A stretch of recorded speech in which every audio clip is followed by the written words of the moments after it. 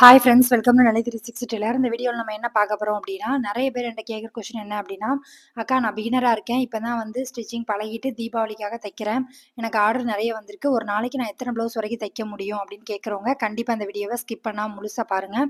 இதில் சொல்கிற சின்ன சின்ன டிப்ஸை ஃபாலோ பண்ணீங்க அப்படின்னாலே உங்களாலையும் நிறைய ப்ளவுஸ் தைக்க முடியும், அதே மாதிரி நிறைய சம்பாதிக்க முடியும். அது என்னலாம் அப்படிங்கிறத அந்த வீடியோ இருக்க போகுது. நீங்கள் இந்த சேனலை இப்போ தான் ஃபஸ்ட் டைம் பார்க்குறீங்க அப்படின்னா சப்ஸ்கிரைப் பண்ணிட்டு பாருங்கள். அந்த சேனலில் வர எல்லா வீடியோ உங்களுக்கு ரொம்ப யூஸ்ஃபுல்லாக இருக்கும். வாங்க வீடியோக்குள்ள போலாம். நீங்க இன்னும் மிஷின்ல உட்காந்து தைக்க ஆரம்பிக்கல அப்படின்னா தச்சுக்கிட்டே வீடியோ பாருங்க. அப்போ உங்களுக்குமே பிளவுஸ் தைச்ச மாதிரி இருக்கும். நாம வந்து எத்தனை ப்ளவுஸ் தைக்க போகிறோம் அப்படிங்கிறத நம்ம தான் வந்து முடிவு பண்ணிக்கணும். இப்போ நான் சொல்கிறதுனால நீங்கள் 10 ப்ளவுஸ் தைக்க முடியுமான்னு கேட்டால் கிடையாது. உங்களோட முழு விருப்பம் இருந்தால் மட்டும்தான் உங்களால் மினிமம் எவ்வளோ தைக்க முடியுமோ அதை தைக்க முடியும்.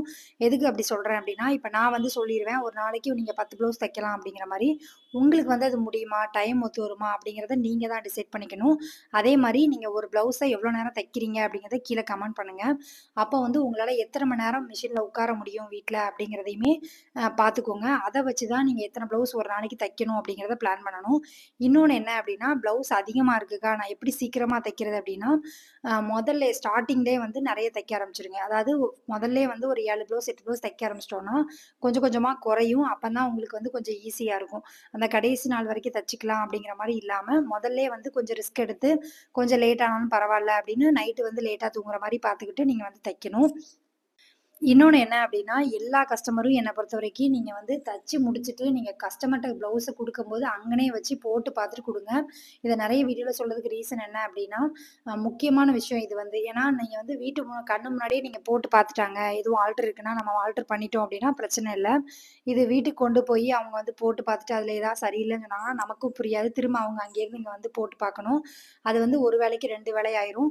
அதனால் கஸ்டமர்கிட்ட நீங்கள் ப்ளவுஸ் கொடுக்கும்போதே மேக்ஸிமம் போட்டு பார்த்து அவங்க கரெக்டாக இருக்கான்னு பார்த்துட்டு சொல்லுங்கள். இல்லை கஸ்டமர் வரமாட்டாங்க, வேறு யாராவது வர்றாங்க அப்படின்னா வீட்டில் போய் போட்டு பார்த்துட்டு கரெக்டாக இல்லை அப்படின்னா ஏதாவது ஆல்டர் இருக்குன்னா கண்டிப்பாக கொண்டு வாங்க அப்படிங்கிறதையுமே சொல்லிடுங்க. ஏன்னா எல்லா கிளாத்தும் வந்து ஒரே மாதிரி இருக்காது. இப்போ அவங்க ஒரு அளவு ப்ளவுஸ் கொடுத்துருப்பாங்க, அது காட்டனாக இருக்கும். அவங்க வேற ஒரு கிளாத் வந்து நமக்கு தைக்க கொடுத்துருப்பாங்க. அப்போ வந்து நம்ம வந்து காட்டனில் உள்ள ப்ளவுஸ் அளவுக்கே தைச்சிருப்போம். ஒன்று லூஸ் ஆகிறதுக்கு வாய்ப்பு இருக்குது, இல்லை டைட் ஆகிறதுக்கு வாய்ப்பு இருக்குது. அப்படிங்கும்போது சின்ன சின்ன மிஸ்டேக் வர்றது இயல்பு தான். அதுக்காக நீங்கள் வந்து லூஸாக இருக்குங்காங்க, டைட்டாக இருக்குங்காங்க அப்படின்னா அது வந்து ஒரு பெரிய கம்ப்ளைண்ட்லாம் கிடையாது. அதை யோசிச்சுட்டு எனக்கு பயமாக இருக்குக்கா, கஸ்டமர் எதுவும் சொல்லிடுவாங்களோன்னு பயமாக இருக்குது அப்படிலாம் யோசிக்க வேண்டாம். சின்ன சின்ன மிஸ்டேக் வந்தால் அதை வந்து சரி பண்ணிக்கலாம், ஒன்றும் தப்பு கிடையாது. இன்னொன்று நீங்கள் வந்து ஒரு 6 ப்ளவுஸ் இல்லை 7 ப்ளவுஸ் நான் தைக்க போகிறேன் அப்படின்னு முடிவு பண்ணிட்டீங்கன்னா, காலையில் 3 ப்ளவுஸ் அதே மாதிரி ஈவினிங் மேலே 3 ப்ளவுஸ் இப்படி தைக்கிற மாதிரி பிளான் பண்ணிக்கோங்க. இதில் உங்களுக்கு தேவையான ரெஸ்ட்டும் கிடைக்கும். அதே மாதிரி உங்கள் கையில் இருக்க 6 ப்ளவுஸோ 7 ப்ளவுஸோ உங்களால் தைக்கவும் முடியும். மேக்ஸிமம் வந்து நான் எப்போவுமே சொல்கிற மாதிரி கட்டிங் வந்து நீங்கள் நைட்டு பண்ணால் மட்டும்தான் இது வந்து உங்களுக்கு சாத்தியப்படும். என்னடா இந்த அக்கா எப்போ பார்த்தாலும் இப்படி சொல்கிறாங்களே, நான் வந்து இப்படி தான்க்கா பழகியிருக்கேன், ப்ளவுஸை கட் பண்ணுவேன் தைப்பேன், அதுக்கப்புறம் ப்ளவுஸை கட் பண்ணுவேன் தைப்பேன், இப்படி தான்க்கா நான் பழகியிருக்கேன் அப்படின்னு சொல்கிறவங்க கண்டிப்பாக நீங்கள் இந்த மெத்தடில் ட்ரை பண்ணி பாருங்கள். ஃபுல்லாக கட் பண்ணி வச்சுட்டு தைச்சு பாருங்கள். கூட 2 ப்ளவுஸ் உங்களால் தைக்க முடியும்.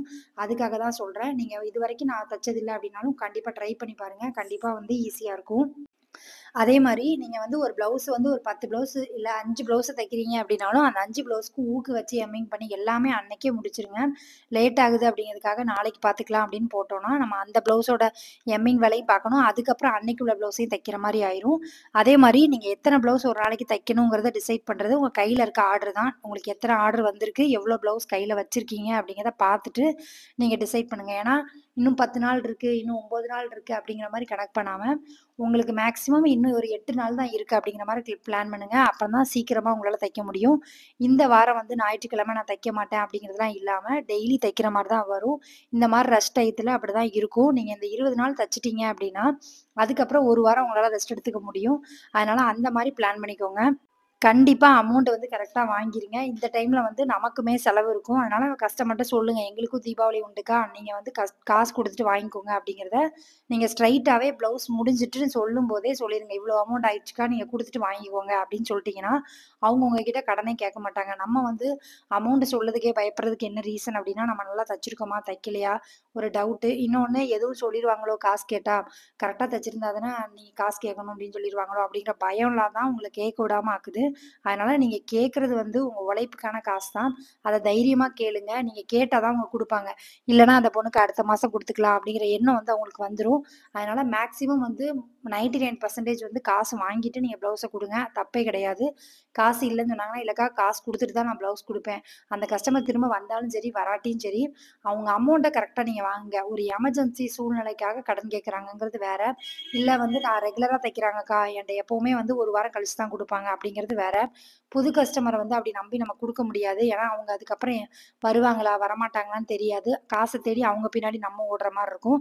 அதனால கரெக்ட்டா அமௌண்ட் வந்து வாங்கிருங்க. ஒரு சிலருக்கு இந்த டவுட்டுமே இருக்கு. ஒரு நாளைக்கு எவ்வளோக்கா சம்பாதிக்க முடியும் மேக்ஸிமம்? தீபாவளி டைம் அப்டின்னா கூட, ஒரு நாளைக்கு எவ்வளோ வரைக்கும் சம்பாதிக்கலாம் அப்படின்னு என்ன பொறுத்தவரைக்கும் கேட்டா, நீங்க மினிமம் வந்து ஒரு 7 ப்ளவுஸ் அப்படி தைக்கிறீங்க அப்படின்னா, கண்டிப்பா வந்து 5லேருந்து 7 ப்ளவுஸ் தைக்கிறீங்கன்னா, உங்களுக்கு ரூ. 1000லேருந்து மினிமம் ரூ. 1200 வரைக்கும் உங்களால கண்டிப்பா சம்பாதிக்க முடியும். இதுல வந்து ஆல்ட்ரேஷன் ஒர்க்கு, அதுக்கப்புறம் சாரி முந்தி அடிக்கிறது, சாரி ஃபால்ஸ் அடிக்கிறது இது எல்லாமே ஒரு அமௌண்ட் வந்துரும். அப்படிங்கும்போது கண்டிப்பா உங்களுக்கு வந்து ரூ. 1500 வரைக்கும் உங்களால சம்பாதிக்க முடியும். நீங்க ட்ரை பண்ணீங்க அப்படின்னா. நான் வந்து இந்த தீபாவளிக்கு 1ஆம் தேதியிலேருந்து 20ஆம் தேதிக்குள்ள ரூ. 25,000 சம்பாதிக்கணும் அப்படிங்கிற மாரி பிளான் பண்ணியிருக்கேன்.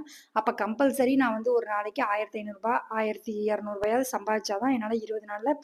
25,000 சம்பாதிக்க முடியும். நீங்களுமே ஒரு டார்கெட் வச்சுக்கோங்க. நான் இத்தன நாள் இவ்வளோ ரூபாய்க்கு சம்பாதிக்கணும் இந்த தீபாவளிக்கு அப்படிங்கிற மாரி நீங்க பிளான் பண்ணிக்கோங்க. ஏன்னா, ஆர்டரே எனக்கு வரல, எனக்கு வந்து ஆர்டரே வரலக்கா அப்படின்னு சொல்றவங்க யாருமே இருக்க மாட்டாங்க. இன்னொன்னு நல்லா புரிஞ்சுக்கோங்க. உங்ககிட்ட புதுசா வர்ற எல்லா கஸ்டமருமே 4 பேர்ட்டயாவது கேட்டிருப்பாங்க. 4 டெய்லர்ஸ்ட்டயாவது போய் கேட்டிருப்பாங்க. "அக்கா தச்சு குடுக்கீங்களான்னு?" அவங்க என்ன சொல்லியிருப்பாங்க, "இல்லக்கா நெறைய இருக்கு. என்னால தைக்க முடியாது." அப்படின்னு சொல்லியிருப்பாங்க. அதுக்கப்புறம் தான் உங்ககிட்ட வருவாங்க. அப்போ உங்க மேல வந்து ஒரு அதாவது இவ நல்லா தைக்கிறாளா இல்லையான்னு எதுவுமே தெரியாது. ஆனா தச்சு குடுத்தா நல்லா இருக்குமே அப்படிங்கிற மாரி மட்டும் தான் யோசிச்சிருப்பாங்க. அந்த கஸ்டமருக்கு நீங்க கரெக்ட்டா தச்சு குடுத்துட்டீங்க அப்படின்னா, ரெகுலரா அவங்க உங்கட்ட தைக்கிறதுக்கு நெறைய வாய்ப்பு இருக்கு. அதனால இந்த மாரி ஆப்பர்ச்சுனிட்டிய பயன்படுத்தி தான் நம்ம கஸ்டமரையுமே அதிகமாக்க முடியும். நீங்க இன்னைக்கு தைக்கிறத மட்டும் யோசிக்காம, இந்த வருஷம் ஃபுல்லா நமக்கு தொழில் இருக்கணும், டெய்லி வருமானம் இருக்கணும் அப்டின்னா, கண்டிப்பா டெய்லி வந்து தைக்கணும்.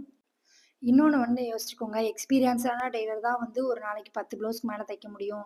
நான் இப்ப தான்க்கா ஸ்டிச் பண்ணி பழகியிருக்கேன். என்னாலலாம் முடியாது அப்டின்லாம் கிடையாது.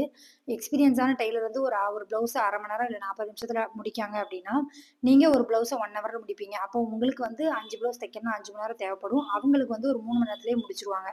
இவ்வளோ தான் டிஃபரெண்ட்டே தவிர மத்தபடிக்கு அவங்களால முடியும், என்னால முடியாது அப்டிங்கிறது எதுவுமே கிடையாது. நீங்களா யோசிச்சுக்கிட்டு, இல்ல என்னாலலாம் முடியாதுன்னு யோசிக்காம, என்னாலயும் முடியும் அப்டிங்கிற மாரி நீங்க யோசிங்க. மினிமம் வந்து நீங்க முன்னாடி வந்து ஒரு 2 ப்ளவுஸ், 3 ப்ளவுஸ் தைப்பேன்க்கா அப்படிங்கிறவங்க, கண்டிப்பா 6 ப்ளவுஸ் வரைக்கும் தைக்க முடியும். ட்ரை பண்ணுங்க. ட்ரை பண்ணாம எனக்கு இது வராது, எனக்கு தெரியாது, இது வந்து எனக்கு வந்து இத்தன ப்ளவுஸ்லாம் ஒரு நாளைக்கு தைக்க முடியாதுக்கா அப்படின்னு யோசிக்காம, உங்களுக்கு ப்ளவுஸ் அதிகமா இருக்கும்போது நீங்க நெறைய தச்சா தான் உங்களால வந்து சீக்கிரமா முடிக்க முடியும். லாஸ்ட் நாள் வரைக்கும் உங்களால தச்சுக்கிட்டே இருக்கணும் அப்படிங்கிறது இல்லாம, உங்க கையில இருக்கும்போதே, டைம் இருக்கும்போதே தச்சுட்டீங்க அப்படின்னா, நீங்க லாஸ்ட் நாள் கொஞ்சம் வந்து ஃப்ரீயா இருக்கலாம். இன்னொன்னு என்ன அப்படின்னா, லாஸ்ட் நாள் நெருங்க நெருங்க உங்களுக்கு ப்ளவுஸ் எவ்வளோ இருக்கு, நம்மளால முடியுமா, முடியாதாங்கிறத பார்த்துட்டு நீங்க தைங்க. அதே மாரி கஸ்டமர் ஒருத்தங்களுக்கே வந்து 5 ப்ளவுஸ், 6 ப்ளவுஸ் தைக்கணும்னு இல்லாம, ஒரு 2 ப்ளவுஸ் தச்சு குடுக்குற மாரி பிளான் பண்ணிக்கோங்க. தீபாவளிக்கு என்ன வேணுமோ அத மட்டும் தச்சு குடுங்க. ஏன்னா, எல்லா கஸ்டமருக்குமே நம்ம தச்சு குடுக்குற மாரி தான் இருக்கும். நம்மகிட்ட ரெகுலரா தைக்கிற எல்லாருக்குமே நமக்கு தீபாவளிக்கு ப்ளவுஸ் குடுக்கணும் அப்படின்னா, கண்டிப்பா ஒரே கஸ்டமருக்கு 5, 6 ப்ளவுஸ் தைக்கவே முடியாது. அதனால முதல்லயே வந்து அதெல்லாம் இன்ஃபார்ம் பண்ணிருங்க. அதே மாரி முக்கியமான விஷயம் வீட்லருந்து தைக்கிறவங்க, வீட்ல இருக்கிறவங்கட்டயும் கொஞ்சம் சின்ன சின்ன வேல, அதாவது சின்ன சின்ன விஷயத்துல வந்து ஹெல்ப் கேளுங்க. வீட்டு வேலைய ஷேர் பண்ணி பண்ண விடுங்க. ஏன்னா வந்து இந்த டைம்ல வந்து நமக்கு அதிகமான வேல இருக்கும். அது எல்லாருக்குமே தெரியும். ஒரு சிலர் வந்து சொன்னா செஞ்சு குடுப்பாங்க அப்படின்னு இருக்கவங்க, கண்டிப்பா வந்து எனக்கு இந்த வேல இருக்கு. இத நீங்க பண்ணிருங்க அப்படிங்கிற மாரி வீட்ல இருக்கவங்கட்ட வேல வாங்குங்க. ஒரு சின்ன சின்ன விஷயம் துணி மடிக்கிறதா இருக்கட்டும், இல்ல அந்த மாரி சின்ன சின்ன விஷயமாவது நீங்க வாங்குங்க. ஏன்னா எல்லாத்தையும் நம்ம பண்ணிட்டு இதையும் பண்ணணும் அப்படின்னா கொஞ்சம் கஷ்டமா தான் இருக்கும். நம்ம வந்து அவங்களும் கொஞ்சம் ஹெல்ப் பண்ணாங்க அப்படின்னா, கொஞ்சம் சீக்கிரமாவும் தைக்க முடியும். அதே மாரி நெறையவும் தைக்கிறதுக்கு வாய்ப்பு இருக்கு. அதே மாரி இப்பமே வந்து 12 மணி, 1 மணி வரைக்கும் நைட் உட்காந்து தைக்கிறேன்க்கா அப்படின்னா, கண்டிப்பா அப்படி பண்ணாதீங்க. ஏன்னா போக போக ரொம்ப டைட் ஆகும். அப்போ வந்து நம்ம லேட்டா தான் தூங்குற மாரி இருக்கும். தூக்கம் வந்து ரொம்ப முக்கியம். நம்ம நல்லா தூங்கி எந்திரிச்சா தான் நம்மளால வந்து கான்சன்ட்ரேஷனோட தைக்க முடியும். அதனால நீங்க வந்து தூங்குறதையுமே கரெக்ட் டைமுக்கு கொண்டு வாங்க. எத்தன மணி வரை தைக்கணும், எத்தன ப்ளவுஸ் தைக்கணும், எவ்வளோ நேரம் நமக்கு தேவைப்படுது, இதெல்லாம் பார்த்துட்டு நீங்க அத கரெக்ட்டா வந்து நீங்க அரேஞ்ச் பண்ணீங்க அப்படின்னா, கண்டிப்பா நீங்க இன்னைக்கு 5 ப்ளவுஸ் தைக்கணும்னா கண்டிப்பா தைக்க முடியும்.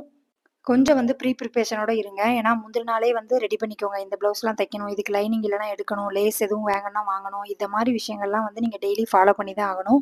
அப்பனா தான் உங்களுக்கு வந்து அந்த தைக்கிற டைம்ல வந்து கடைக்கு போணும். அந்த மாரி வேலைலாம் இருக்காது.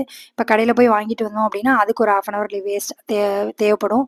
அதெல்லாம் வந்து கம்மி பண்ணணும் அப்டின்னா, கண்டிப்பா வந்து நீங்க என்ன பண்ணணும் அப்டின்னா, மேக்ஸிமம் உங்களுக்கு முந்தின நாளே என்னென்ன ப்ளவுஸ் தைக்கணும், அதுக்கு லைனிங் எல்லாம் இருக்கா எல்லாத்தையும் செக் பண்ணி நீங்க கட் பண்ணி எடுத்துட்டீங்க அப்டின்னா, டெய்லி உள்ள ப்ளவுஸ டெய்லி உங்களால கண்டிப்பாக தைக்க முடியும். முடியாதுன்னு எதுவுமே கிடையாது.